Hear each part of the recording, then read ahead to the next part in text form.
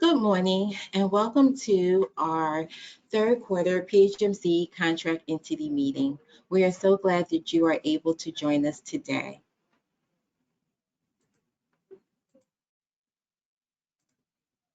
Just a few housekeeping details. Please remember to mute your computer and phones during the meeting.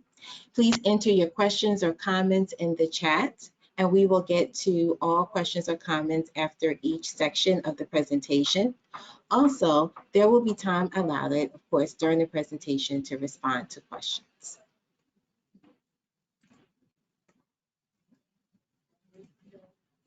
So just a few reminders of the purpose of our meetings. The purpose of our contract entity meetings are to review provider contracts, which we generally do during the first quarter contract entity meeting. We also monitor contract compliance for all PH or pre-K programs. We review upcoming compliance monitoring expectations. We provide support to you for the deliverables. We also review fiscal expectations, and then in our fourth quarter contract entity meeting, we will review program closeout. So this slide just shows our PHMC PHL Pre-K team. I will not go through this slide, but when you get a copy of the PowerPoint, please feel free to go through the slide and make sure that you are aware of all of our team members. Our agenda for today is that we will receive updates from our information and accountability team, and then we will receive contract deliverable updates, as well as review the early childhood mental health and family navigation services. We'll discuss the PHL pre-K provider expectations, and then we will discuss next steps. At this time, I am going to turn the presentation over to Johanna Morales from our Information and Accountability team. Johanna, are you ready? Yes, thanks, Joy. Can you hear me okay? Yep, I can hear you. Okay, I'm going to Awesome. turn it over to you. Thank you. That's good, thank you. Good morning, everyone. Thank you for joining us. I'm going to start with talking a little bit about enrollment. So system-wide, the system is at 92% enrollment. As you know, providers should continue to work toward 100% enrollment. Once you reach 100% enrollment, we do ask that you begin to build your wait list in childcare. If at any point you need support with recruitment, you can reach out to Spark by emailing them at the email address on the screen.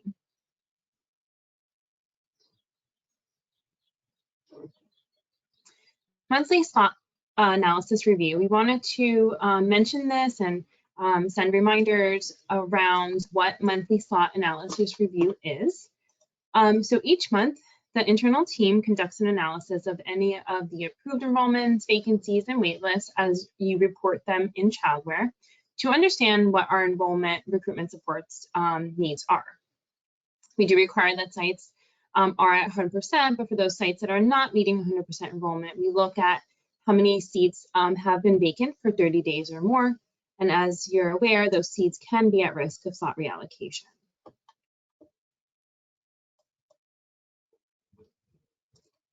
As a provider, you are flagged during the monthly analysis if you have not met 100% enrollment. And what to expect around when you are flagged monthly is that you will receive a notification outlining the number of days that you've had an open slot. You'll be requested to submit or complete a recruitment plan. If you have one completed, we ask you to upload it into our form. If you do not have one completed, you have the ability to complete it using the form available to you. If you do not submit a recruitment plan by the due date, a quality improvement plan will be required to be completed for you. You will be also automatically referred to Spark for enrollment and recruitment supports until you do meet enrollment at 100%. So that's what you should expect if you are a provider that's flagged during our monthly analysis, and you will be notified each month that you are flagged when we do our review.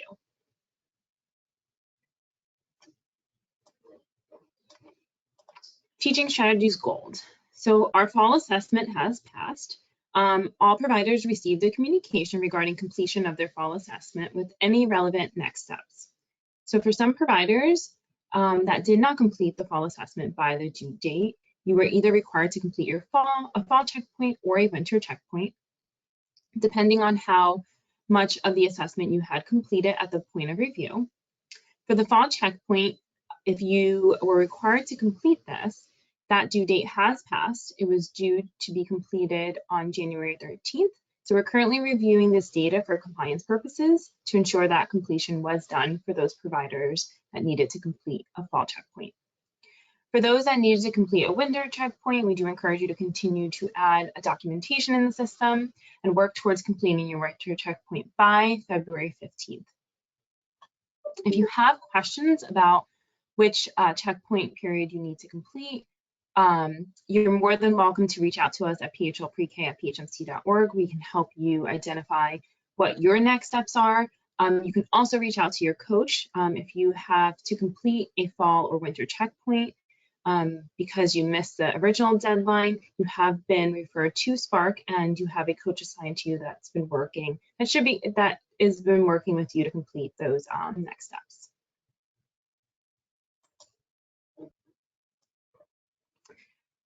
TSG Spring Checkpoint Reminder. So our next checkpoint is due on May 15th. That is our spring checkpoint. So we wanted to give you some tips and some resources that you have available to you to ensure that you meet that contract deliverable. So as you know, part of your contract deliverables is that each child should have a minimum of one documented observation in each dimension objective per checkpoint period, and that you complete the assessment at 100% for twice a year, which is fall and spring, and we're going into our spring checkpoint. Again, it's due on Monday, May 15th. So please work towards adding your documentation and beginning to complete assessment as you complete documentation for children in the system. Some additional supports that we do have available to you to get ready for the spring checkpoint is in our next slide. It outlines TSG checkpoint and documentation guide. So TSG has some really great resources on how to complete your assessment and documentation. As you know, the Teaching Strategies Gold interface changed this past year, so things look a little different in there as you complete your assessment and you complete your observations. Teaching Strategies Gold did a great job of outlining the changes and new functionality that they've upgraded in the system.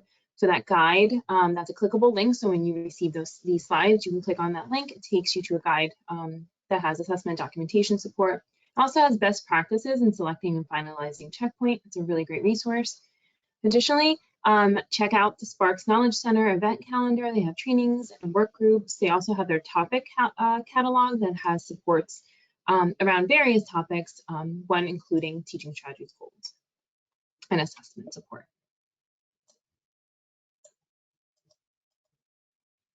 Additionally, for our childware users 2.0 and 1.0, we have resources and supports available to you. The clickable link here on the slide takes you to all of the tip sheets and videos we have accessible to you.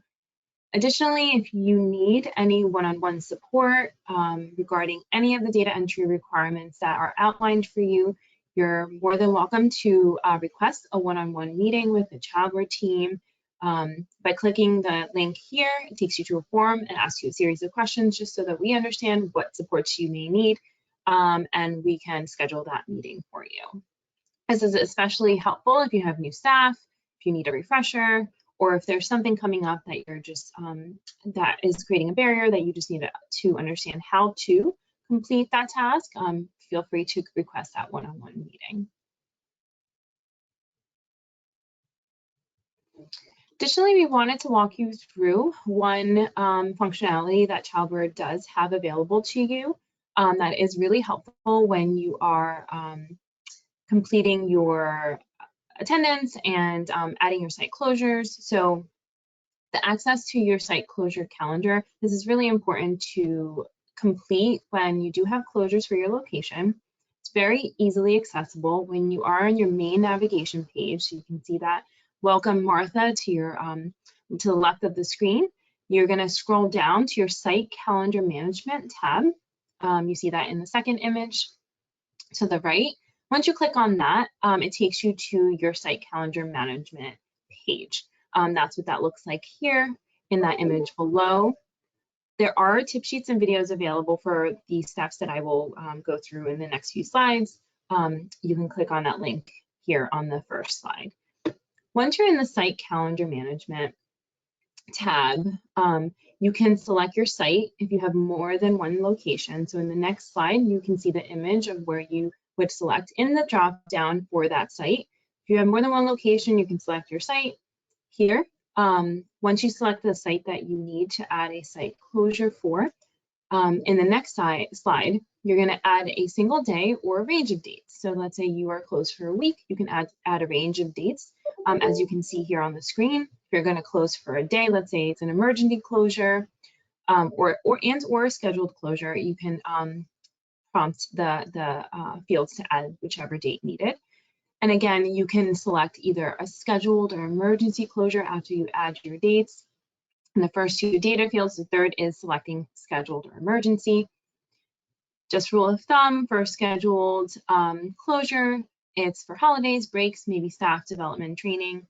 Any emergency closures can include snow, fire, flood, no power, maintenance, or any construction happening at your location. So these are reasons that you would select an emergency closure or a scheduled closure. Once you add that information, we do ask you to add a small description just so that if someone is reviewing this data, they understand why the closure occurred. So for example, if you have an emergency closure due to snow, that you're adding snow day or snow closure to that description. Once you add the description, you're simply going to click add, and that is saved into the database. It does update your attendance. So when you go into your attendance for the children, you'll see that you have a scheduled or an emergency closure. So that new date will appear in your calendar closures. If you need to export your list of closures, maybe you need to give a copy to a parent or have a copy accessible to your staff, you can export the list of closures using that icon above, that blue kind of folder with the arrow. That's the icon to export. You can click on that icon. It will export an Excel spreadsheet with the dates that you have selected for scheduled or emergency closures. Again, those steps that I just reviewed are available through a tip sheet and a video. They are accessible to you. You know, when we share these slides, they will be there. We will add this to our weekly PHMC communication as well, so you have it accessible there. Mentioning our PHMC weekly provider update, that's sent to you every Friday. If we do have a Friday closure, we send it the day before, but that is accessible to you weekly. Within that provider update, what you will find is contract deliverable due dates, any upcoming Spark or Childware trainings. If you need to update your contact information at any point, that link is available to you there as well. Our YouTube channel with that houses our trainings and any sessions are available to you. There's a link available to you in the provider update, and many more resources and updates go into our weekly update that's sent Friday. So please, keep an eye out for it. Please read through it. There's a lot of important information to keep you up to date. Okay, I'm going to stop there to see if there are any questions.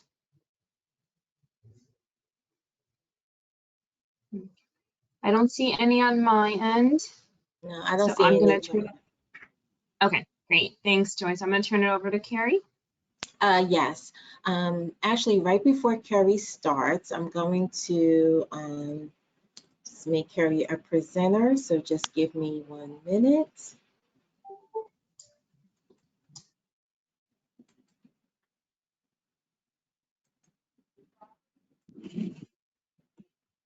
Okay, Carrie, you should be a presenter.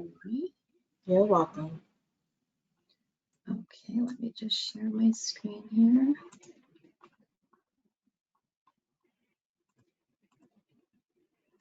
Okay, great. So just a reminder that PHL Pre-K applications are available now. We have 2 applications available, one for renewal providers, one for new provider locations. The deadline for submission is January 31st at noon. The system will not let you submit after the deadline, and you're going to need to submit in the web platform. Any application materials are going to be on that PHL Pre-K website, along with the recordings of the application information sessions if you'd like to view that as well. For contract deliverables, for health assessments, providers should have verified that at least one health assessment, including immunizations, has been obtained in the past year. Documentation should have been entered in childware 60 days from the child's start date, and monitoring will begin on that in this month. For developmental screenings, that's ASQ3 and ASQSC, complete at least one developmental screening reflecting all domains of development for each child annually within 45 calendar days of the child's program start date. And then also those screenings should be shared with families and referrals to additional services made as needed. Monitoring will also begin on this in January as well. For kindergarten transition, transition plan should have been created within 60 days of a child's entry date and uploaded into childware. Kindergarten transition meeting should also have been held with families to discuss educational options for kindergarten by January 31st. Monitoring will be in the spring on this one. There's lots of resources available now. They're continuously in the weekly update. There is a school selection timeline, also kindergarten registration flyers in English and translated versions. There's also information on what families need to do to register for kindergarten. And also please let families know that kindergarten registration opened yesterday and goes through May 31st. For staff qualification waivers, waivers can be submitted if staff are enrolled in an educational program. If they are not enrolled, waivers will no longer be accepted now. For the independent external reviews, if you do have, and this is the external audits that are done by certified public accountants, if you do have an OCF approved extension that is expired, you need to request a second extension and provide a compelling reason. You can do that by updating the form you already submitted. Just email the PHL Pre-K inbox and we'll send you a link to that form. It should just take a couple minutes just to update it with the date and the compelling reason. If your external review is complete, you can also complete it through that same form. Please email us if you need a new form as well. We can send that to you. We did send out some non-compliance notices in mid-December for those we haven't heard from about their FY22 independent external reviews. Those will be moved to a quality improvement plan soon. So if you do have an outstanding audit and we have not heard from you, please contact us. Additionally, for FY22 fiscal reporting, for the budget versus actuals or the year-end reports, our finance team has reviewed all of those submissions and notifications were sent out regarding the status of those reviews. Also for desk reviews, those are still ongoing. Our PHMC finance team is reviewing documentations and are going to be drafting reports, and those should be completed and shared in the spring. Now, on to mid-year expense reporting for this year. All providers need to complete mid-year expense reports. You'll need to submit a separate report for each contracted location. Please look out for communications. We're going to be sending you the template and the instructions by the end of this week. The due date is going to be February 28th, 2023. We wanted to let you know the template has, we've done a lot of work to update the template and to streamline it. It's going to allow you to use the same template for the mid and the year end if you need to complete the year end.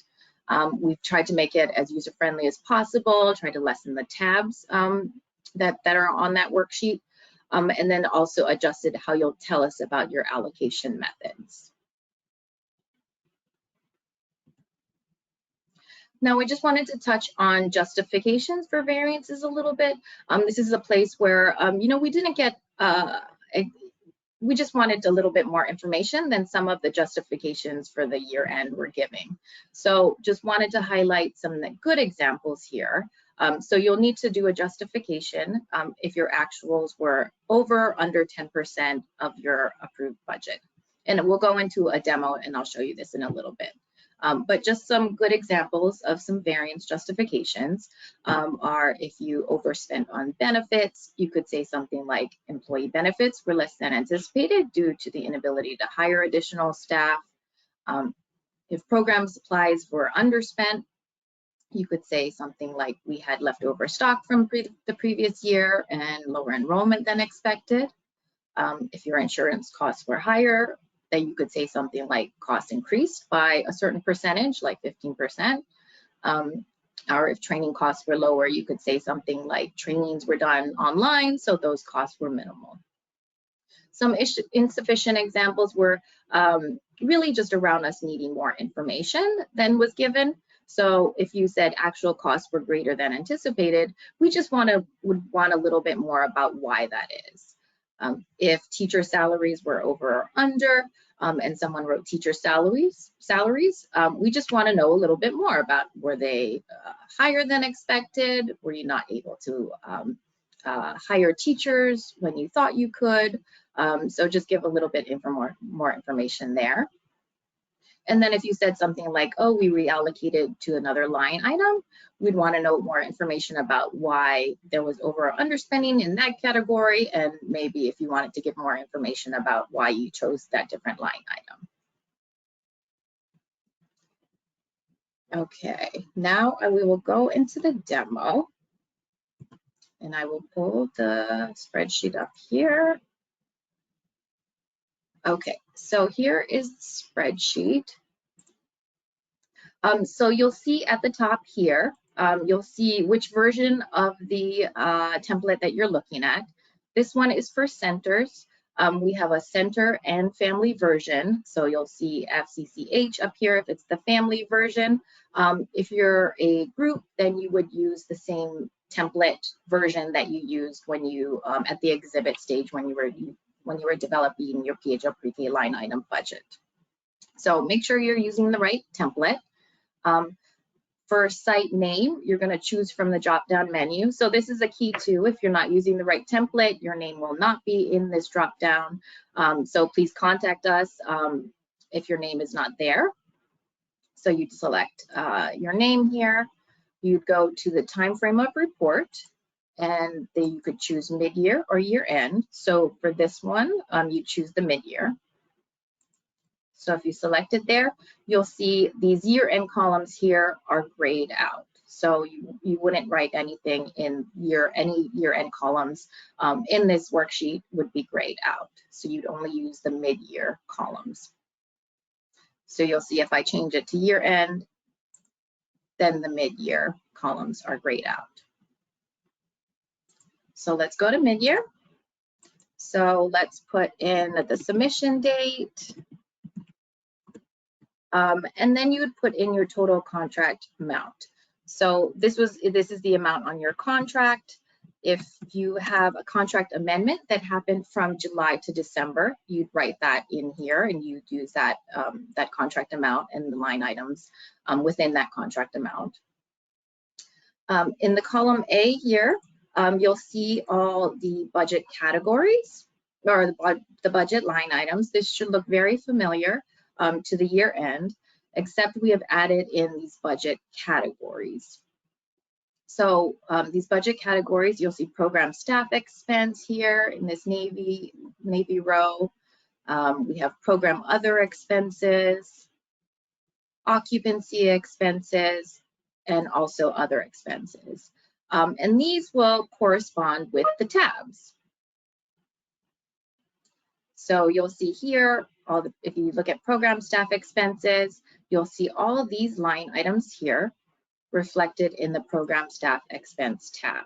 So you'll choose from the drop-down menu, you'll see all those line item expenses here. So you'd add those all in this tab here.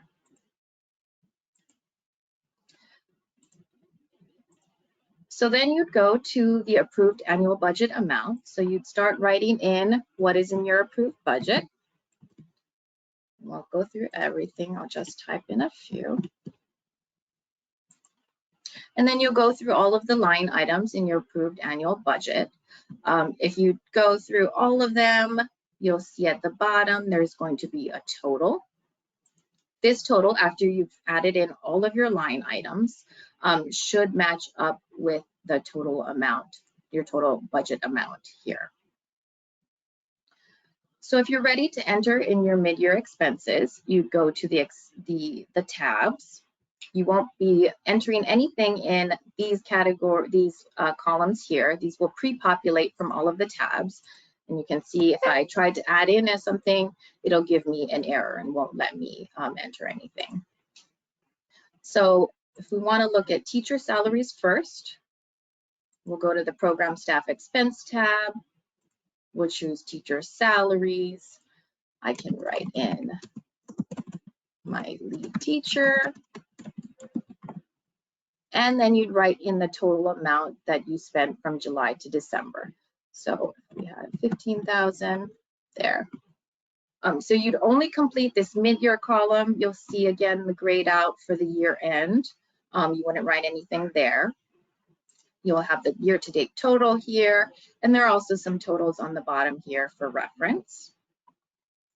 But this expense will populate on the summary tab. So we'll go back here. Here is my expense line item here. So at the mid-year, we assume that you'd spend about half of the approved budget, and that won't always be the case for a variety of different reasons. That's why we have the justifications there. For this was exactly half of the amount of the approved budget, so there's a 0% variance. If I went back and let's say I had for this expense, maybe I expended more than I thought I would, then you'll go to the summary tab and you'll see that there is a variance now. So you need a justification. So you could say something like, needed to increase teacher salary to hire qualified candidate. Okay, so then you'd write in your justification there. The allocation methods are going to be on this summary page here, the allocation method and allocation percentage. So you would choose one here and from the drop-down menu. Their choices are children, space, time, and other. So if I had a teacher who had 10 children in this classroom and they were all PHL pre-K children, I would be allocating based on children. And since there's only PHL pre-K children in there, it would be 100%. If I had 20 children in that classroom and this lead teacher spent half of their time on the PHL pre-K children, those 10 children, and then 10 children from another funding source like Head Start, this allocation percentage might be 50%. Okay, so then you'd go down, complete all the line items. I want to point out here, if you go to any of these expense tabs, if you try to just enter in the amount first, you're going to see an error here. So the error notice says before entering an amount here, you must select a spending category from column A. So you can just cancel out of this. It's going to erase everything. So this is really, you're going to need to enter these drop downs first because that's how it populates onto the summary tab. So then you can just continue, teacher, and then add in your expense. So let's put 500 there. And then you'll see it populates on the teacher benefits tab here. I have a 0% variance, and I wouldn't need a justification there. So just finally, just wanted to touch on if you are doing the year end as well, you don't want to get a little bit ahead of ourselves, but you can also, if you have the same teachers, you can just add on here. You don't have to add them to a different line. You can just add on for the year end. The variance would still be the same here in this column, and the justification would still be the same, so you wouldn't need to update that. If there is a difference and you need to add something else in, you can feel free to add that there. I think that's about it here on the template. Again, we'll have instructions available, and then we'll also be sending out the template by the end of the week. So are there any questions on this before I move into our last section? Mary, there is a question. Sure. It's the provider says that they nearly finished their mid-year expense report, and they have a template that is extremely efficient and effective. Can they use that template instead? It's their own template? Yeah, their own template. Let's if we could just get their name and email, and I'll follow up with them after. Sounds good. Yep. Thanks, We'll John. do that. No problem. Okay. Let me just pull up our, there we go. Let's finish out just with some resources that are available. We did do a fiscal training that specified all the expectations and what deliverables are throughout this school year. We have the video recordings available. We did one for centers and one for family providers. So you'll get this in the follow-up materials. Also, SPORC has, the Spark Quality Support Center has supports available. So they have, what's new is Civitas strategies. So you can sign up to work on one-on-one with business consultants or access their step-by-step resources. They're able to help you in areas like record keeping, bookkeeping. Those two are particularly helpful to be able to get some support on right away if you're going to need it. Also, they help around tax preparation and staff recruitment. Spark also does monthly business professional developments. January's topic is going to be expenditures versus expenses and key differences. That's going to be on January 26th. And they have 2 sessions, one at 1 p.m. and 5 p.m. So you can register for those on the Spark website, or we'll also have that in the provider update and follow-up materials. Are there any other questions? Yes, there's one more. Okay. Question is, should we enter the PHL pre-K actual to the tab or the total cost? I'm sorry, could you say that one more time? Sure. The question is, should we enter the PHL pre-K actual to the tab or the total cost? Yes, you should enter all the actuals on the tabs, and then they're going to populate onto the summary page. So you'll be entering each of those line items. Okay. For that provider, let us know that we've answered your question. If not, we can follow up with you through email as well. There's 2 more. If we see that some line items are over or under, is there a budget revision required? I believe so, and we can provide more information about that in the provider update as well. Okay. Do the teacher's full name have to go in the grid, or can it be their payroll number on the grid? If that works, that's definitely fine. We just would want the position specified. But if you want to put in a different way to identify that teacher that makes sense for you, that's totally fine. Okay, the provider said thank you. So we answered their questions. Last one is, it's from the provider that asked the actual to the total cost question. If a staff member is 50% PHL pre-K and 50% other, do we enter total salary? No, for this you would enter just the amount that's charged to PHL pre-K. I know that was So a different, just the amount, the salary amount that's charged. yeah, that's a change from the last year-end report. So now you won't have to write, you type in their total salary, you just write in the amount that's charged to PHL pre-K. Only your PHL pre-K expenses will be on this report.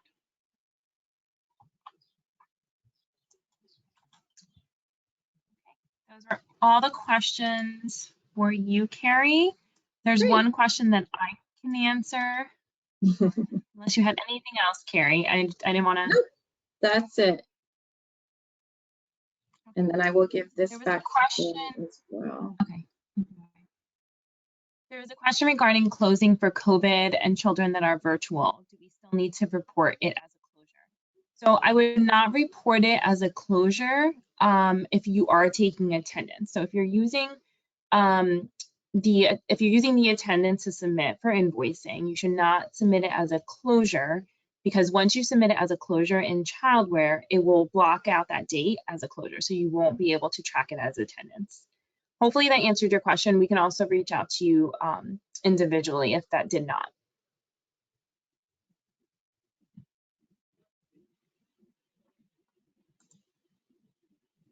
Okay, Johanna, was that the last question? We just got one more. Okay. I think this one's for Carrie. Yep. Are we allowed to give our PHL pre-K staff stipends for perfect attendance, etc.? If so, what line would that be? Stipends. That I guess would be, I think under, let me pull up the template again, sorry.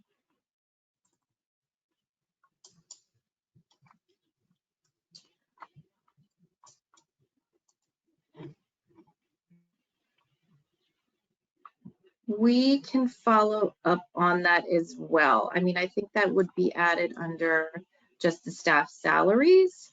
And then you could make a justification if that was over or under, you just write in that what that amount would be. If that's different, then we will follow up in the provider update with any kind of information, or also in the communications out to you.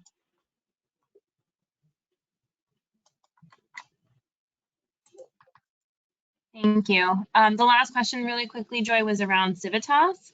So that information is in our PHL pre-K weekly update. There is a landing page in Sparks Knowledge Center that has all the Civitas resources. We can put it here also in the chat so you can access that.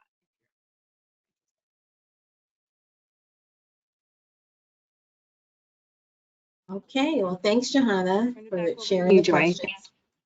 Okay, thank you. Okay, well, we are going to proceed to the last section of the meeting. So just want to review with you, as we do every contract entity meeting, that we have early childhood mental health services. These services include consultation services for children referred. It also includes observations for children, teacher-child interactions, and classroom practices. One of the key components of our early childhood mental health services is that we do provide home visits, which is different from other models. So not only are we supporting the teacher in the classroom, but we are also supporting the family. So that way we can ensure that there's consistency between the program and the home. Our early childhood mental health consultant also can support with identifying social emotional teaching strategies. They can support with PHL pre-K program and parents in accessing more intensive services. We know that sometimes the behaviors demonstrated by our children may result in services outside of what we can provide in PHL pre-K. And in those cases, we can support the program and the provider in accessing higher level services. Our consultant also models effective relationship building and communication skills with families, teachers, and administrators.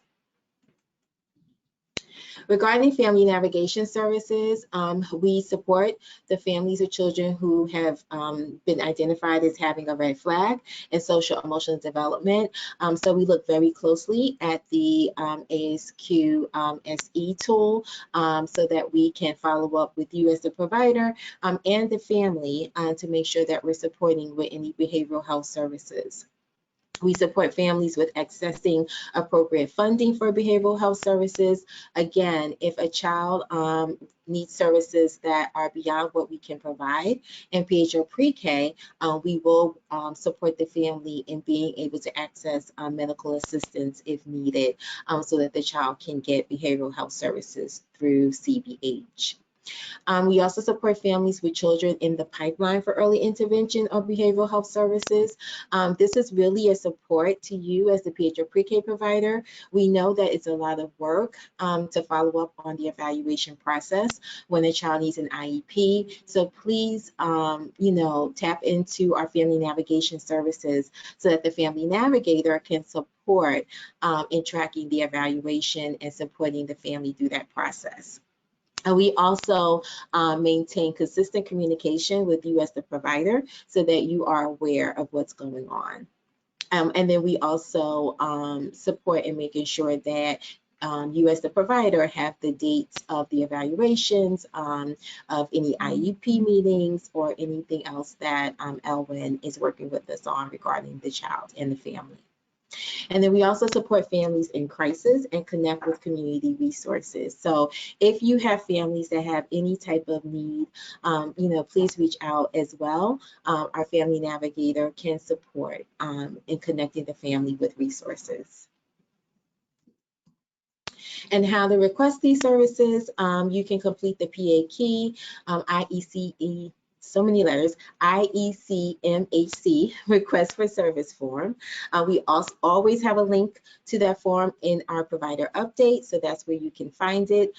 Please return the completed form by email. There's an email address in our PHMC provider update, or there's a fax number on the form as well. To request family navigation services, you can complete the Family Navigator Request for Service form. Again, there's always a link to this form in the provider update, and then you can submit it to Zaida Velez at zvelez@phmc.org. So I'm just going to go over a couple of upcoming PHL Pre-K expectations. So just want to remind everyone that invoices must be submitted to your provider service specialist by the 10th of the month. It is really important that we receive your invoice by the 10th of the month to ensure timely payment. It is best practice to actually submit it a few days before the 10th of the month. So if there are any discrepancies and if there's any discussion that you need to have with your provider service specialist, it can be rectified by the 10th of the month so that we can ensure timely payment. Just want to let everyone know that providers with 2 late submissions of invoices will receive a quality improvement plan. And that plan will try to address what the barriers are to you being able to submit your invoice on time, because there may be some type of support that we need to provide, but we do want to ensure that all providers receive timely payment. And in order to do that, we must receive your invoice by the 10th of the month. And again, best practice is a few days before the 10th of the month. Regarding remote learning waivers, we still have a few providers with outstanding remote learning waivers. Those providers did receive a quality improvement plan and must submit a waiver by January 20th. Approval of a remote learning waiver will permit programs to offer remote instruction in case of a COVID or emergency closure. And failure to submit a remote learning waiver by January 20th may escalate to a corrective action plan. We just really want to ensure that you are in a position to be able to offer remote learning instruction. If you need to close for an emergency closure or for COVID, then you will not have to add those days to your calendar in order to ensure 180 days of service. Just want to remind you to stay on top of the PHL Pre-K deliverables, and you can do this by keeping your provider services specialist abreast of any changes in your program that may affect delivery of PHL Pre-K services. You should inform your provider service specialist of any new staff before they begin, just so that you can ensure their credentials meet PHL Pre-K requirements. While we do not review credentials, that is the role of the PA key through the PD registry. If you have any questions about, whether that staff will meet PHL Pre-K staff requirements based on the credentials that you see, then yes, please reach out to your provider service specialist. Please ensure any file for new staff are ready for review by uploading to the PD registry so that we can review it and determine if the staff is compliant or not compliant. Please print the compliance monitoring dart chart, which there is an image of it on this slide. This is really important so you can keep track of which deliverables we're monitoring each month and each quarter. And it's a good tip to add the deliverable due dates to your calendar. You can add it on your phone or your computer, your wall, wherever your preference is. But so you can stay on top of the deliverable due dates, I do recommend that you put the due dates in a device where you can remember them. And then making the most of your site visit.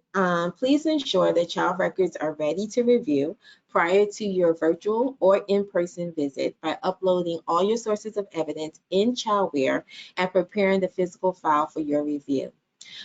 Every provider will receive at least one in-person site visit every quarter. And then the remaining visits can be virtual, but the in-person site visits can also be as needed, which is agreed upon by you and your specialists. Please conduct a trial run and review your child and staff records for deliverable compliance before your site visit. And also, please ensure that Childware data entry requirements are completed. So some dates to remember, January 17th, the School District of Philadelphia kindergarten registration opens. January 31st at noon, the PHL Pre-K provider application is due. Also in January 31st, staff qualifications monitoring, we will be determining as we have been already, which programs are not compliant, and you will be receiving notifications and feedback about that process. February 15th, that is the deadline for the TSG winter checkpoint. February 28th, the mid-year expense report is due, and May 15th, the Teaching Strategies Goals Spring Checkpoint is due.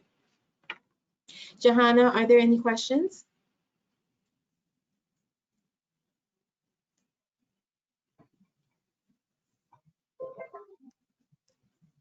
Sorry, Joy, you cut off. Are you asking if there are any questions? I'm going to say yes to that question. Yes, that's what I was asking. Okay, sounds good. There are a few questions. So first was, can you repeat, please, how we request guidance for effective communication with families? Oh, sure. So that is a support through our Family Navigator. So our Family Navigator can be available to support providers if you need strategies and tips with effective communication with families, if you need support in communicating to a family that a child may need to be evaluated. We also have supported in situations where there just needs to be a mediator sometimes between the provider and the family. Also, our Family Navigator can support through that process. So again, the link to request family navigation support is in the PHMC provider update. Is there another question, Johanna? Thank you. Yes. The other one is there a replacement for our former ECMH consultant? Yes, we are working on that.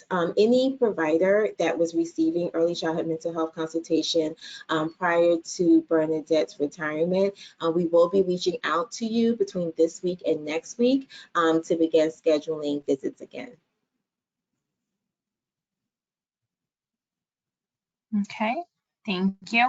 I can answer the next one. Winter checkpoint is due for all providers. No, the winter checkpoint is not due for all providers. If you were a provider that did not meet the original deadline for the fall checkpoint, you were either required to continue to complete your fall checkpoint or complete a winter checkpoint. If you have questions around which one you were required to complete, please email us at phlprek@phmc.org and we can help you identify that. You should have received a communication with your next steps. And then the last question, are there going to be any supplemental bonuses for PHL Pre-K this spring? Not sure who can answer that one. I can answer it, but I know Leslie's on the call, I believe. I don't know if she would prefer to answer that question.